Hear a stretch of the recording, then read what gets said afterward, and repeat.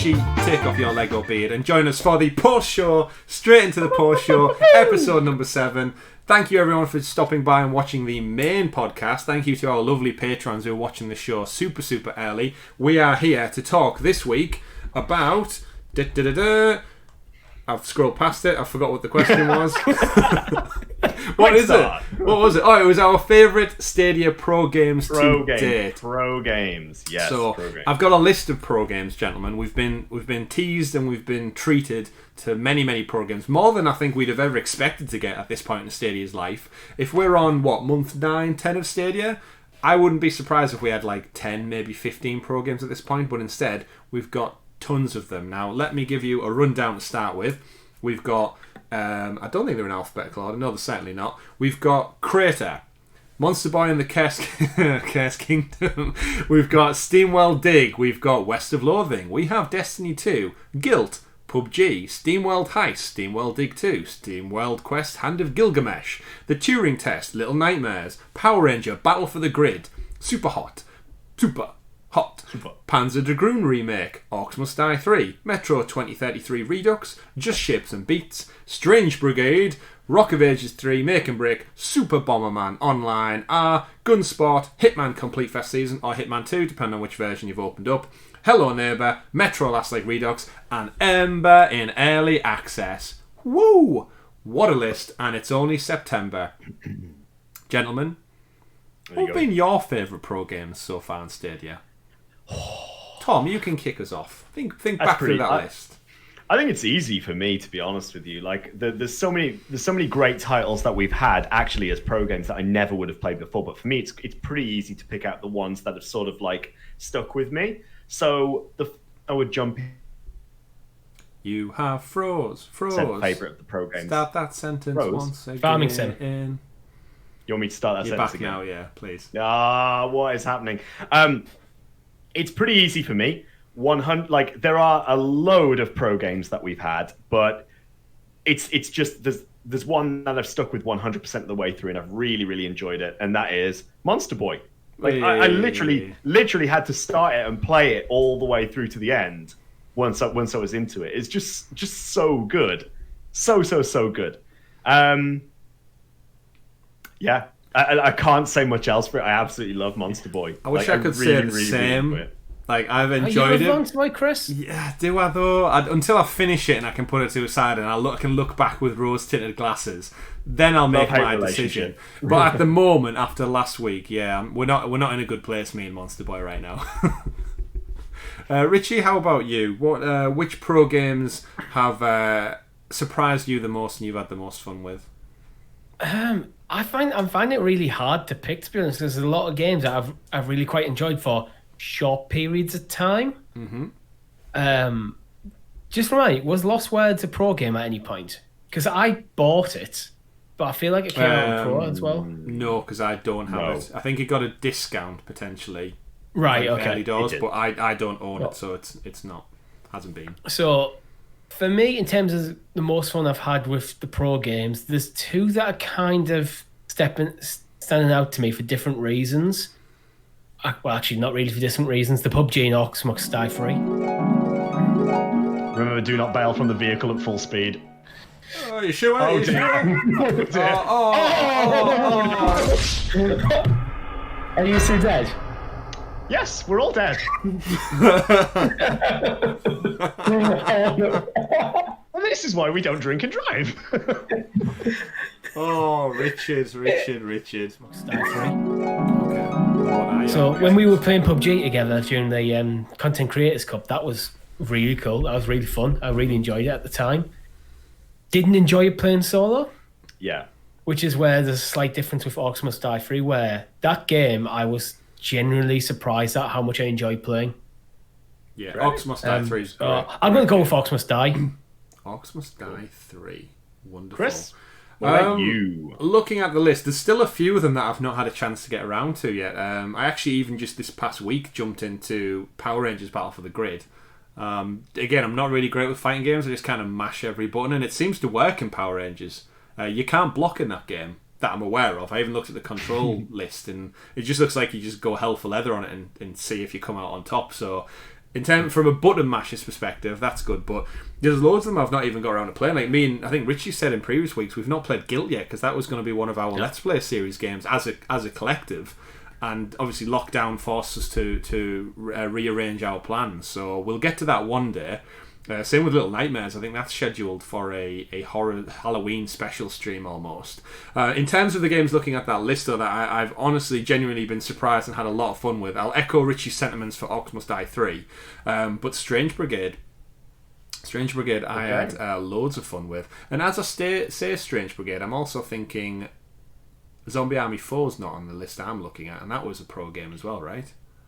It was. Yeah, I didn't buy it, and I've played it, so it must be. But Strange Brigade, again, playing, I don't know whether it was just playing with the community or friends jumping in with Richie, but the quirkiness of that game, the simple pick up and play fun, and just the nature of it, it's really straightforward. Just shoot zombies and solve your way through 1930s Egyptian puzzles on an adventure of archaeological society things. But I had a great blast with that one. There are other games that I've played that are on that list, but obviously this is a pro specific list. Like Superhot's great. Played to some degree most of the games on the pro list to varying amounts, but I think one we need to needs a special shout out from us is Tomb Raider, because that's kind of our first real introduction to Stadia. Right, yeah.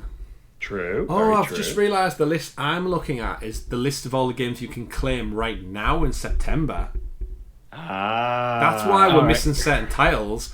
I need a full list. Someone do some research, Richie. Get us a full list. I'm going through my Stadia list right now, and we've got Hitman: World of Assassination, Super Bomberman R Online, Destiny 2, The Elder Scrolls Online, Rock of Ages 3, Just Shapes and Beats, Panzer Dragoon Remake, SteamWorld Dig, Orcs Must Die 3, Kona, Monster Boy, Crater, Zombie Army 4, Power Rangers Battle for the Grid, Super Hot, PUBG, Turing Test, SteamWorld Heist, Stacks on Stacks, Guilt, SteamWorld Dig 2, Grid, Tomb Raider, Metro Exodus, SteamWorld Quest, Thumper, Sam Show, yes, Spitlings, Farming Sim 19, Ember, Gunsport, Hello Neighbor, Little Nightmares, Metro 2033, Metro Last Light, Rise of the Tomb Raider, Serious Sam Collection, Strange Brigade, and West of Loathing. Wow, your list makes my list look crazy short. Yeah, mad. But that's crazy thing. In September, you can still claim all of these games as of right now when you're watching this video. But yeah, you're totally right, Richie. Tomb Raider that got us kickstarted on our first ever Let's Play series, which you can still go check out on the channel. The camera quality may not be as good, and our hosting skills may not be as fine tuned as they are now. But definitely go check it out, because we had a great time with Lara exploring the island of Yamatai. Yeah. I knew you were going to say that. Wasn't like Tomb Raider was it the first month it came out? Was it a pro game? Because we had Destiny. It must have been the second month we got Tomb Raider. It was Destiny. What else was it? There was definitely 2 right off the bat. Right off the bat, definitely Destiny 2. Oh, it was Farming Sim? Farming Sim, yeah, it was. Then it was Tomb Raider and Sam Show the next month. Wow. So many games, so little time. Yes. Yeah. Absolutely. Because that was the controversy about people buying Tomb Raider, wasn't it? And then Tomb Raider came out as a pro game. There we go. That was one of them That's people. A throwback. Wow. That's the throwback. That is a throwback. So while we are here then, there are some of our favourite pro games that we've picked out. There's so many. There is so many, and to think we've got them all. Like this goes back to my conversation I quite often bring up. At what point does every game that's not a brand new AAA game just become part of the library? Like when you were scrolling through that list, Tom, is there actually many games in the store now that you don't own? I think you must own more games than us two. I've got a solid number of games on here. I couldn't tell you. I'll have to count them through and tell you exactly how many I've got, but even just for me, like looking through here, most of them that I've got in here are actually pro games, like compared to ones that I've actually purchased. But I haven't actually purchased that many games, to be honest.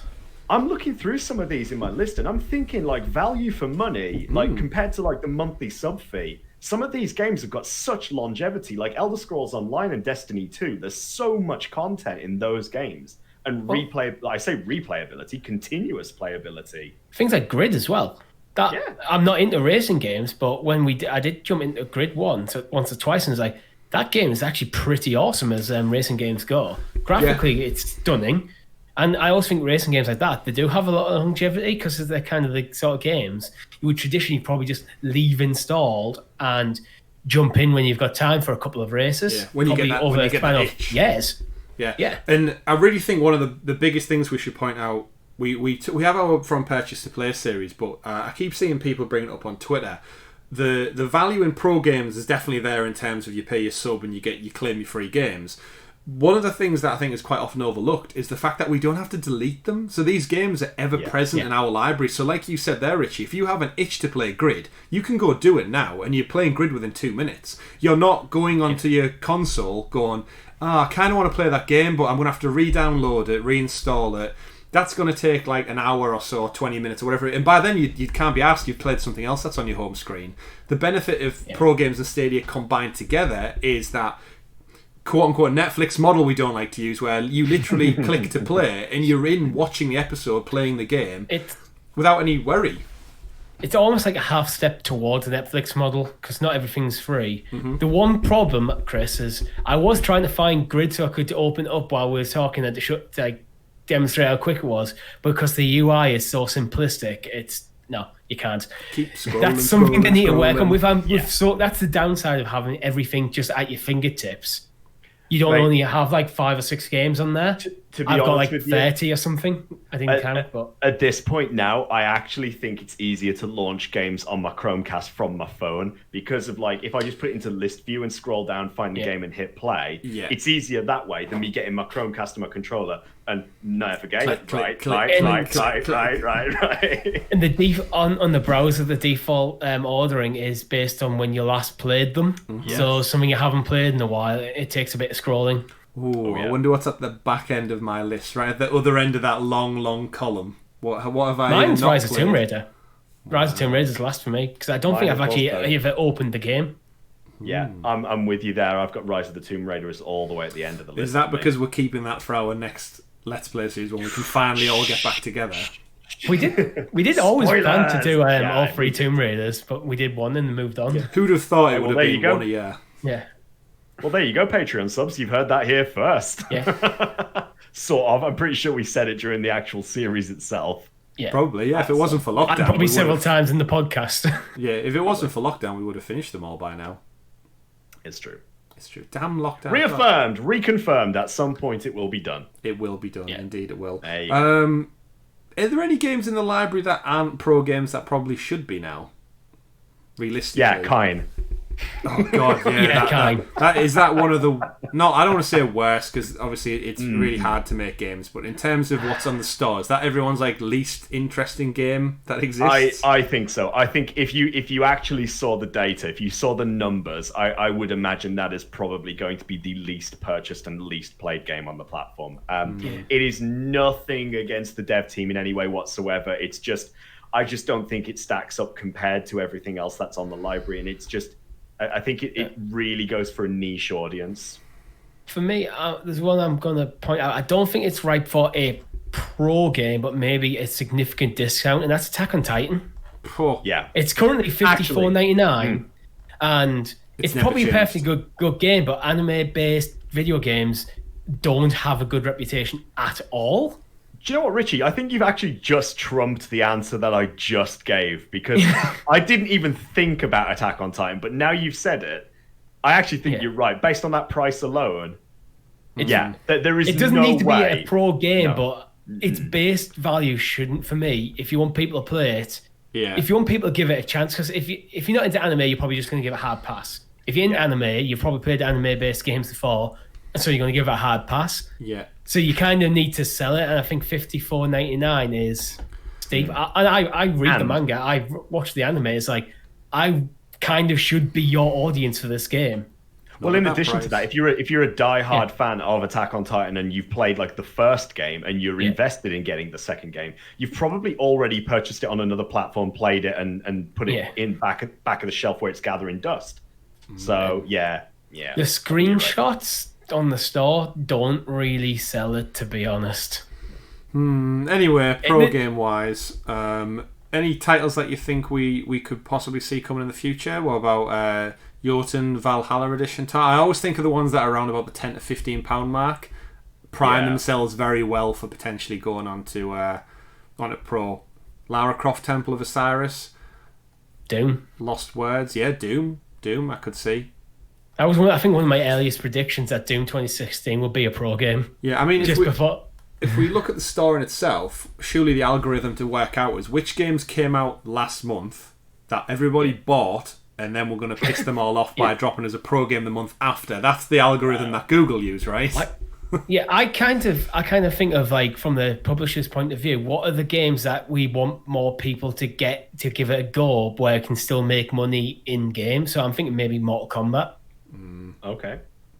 Because I'm guessing Mortal Kombat's got DLC, so if you give the base version of the game, things like the cosmetic DLC, extra characters, that sort of stuff. What about then, with that in mind, what about Just Dance 2020?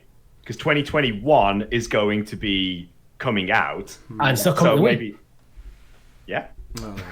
So maybe we get 2020 because then you've got all the song packs and things like that as well alongside it. I think with Just Dance, they should just bring out Just Dance and then every year bring out a new song pack. Oh my god, absolutely. Why do they keep going through this rendition of 2020, 2021, 2022, 2023? Annualized. Just you could say that Unlimited. You could say that for every sports title, couldn't you, as well? Just update the rosters. I think Relicta's a good shoe-in. Depending on how many we get. Like, let's face it, we got 6 this month out of nowhere.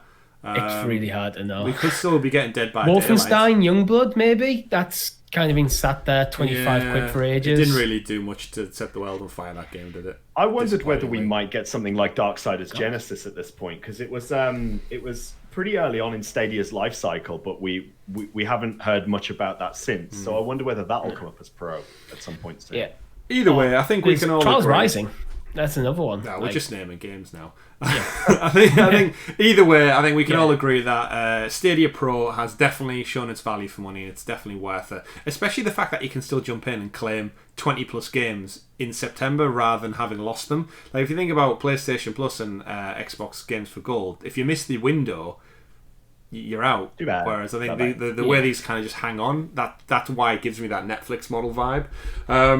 But yeah, so let us know in the comments down below what your favourite Pro game is and which Pro game you would like to be turned over to the world of Stadia in the coming weeks and months as well. But that has been it for our post show number 7. Thank you to, again, our lovely patrons. For just little as $1 a month or 79 pence, you get to enjoy this content slightly earlier than the general public. And of course, we release the video later on YouTube further in the week. Thank you for stopping by to enjoy this with us for episode 7, post show for episode 50 of the podcast. And maybe we'll have to have birthday cake when it comes to the birthday episode. Oh, yeah. Party hats, birthday cake. Everything except hopefully. Them blowy fellas. Hopefully, if we shave your beard, Richie, we're not going to get it in the cake. Well, it detaches, doesn't it? It's like Lego. Yeah. I've just really remembered. I don't know why there was a time delay, but you saying blowy fellas. just no. Thank you again, everybody. My name's been Chris. I've been Tom. I've been Richie. We've been Sounds of Stadia for the post show. Have a great week. See you on the flip side. Bye. Bye.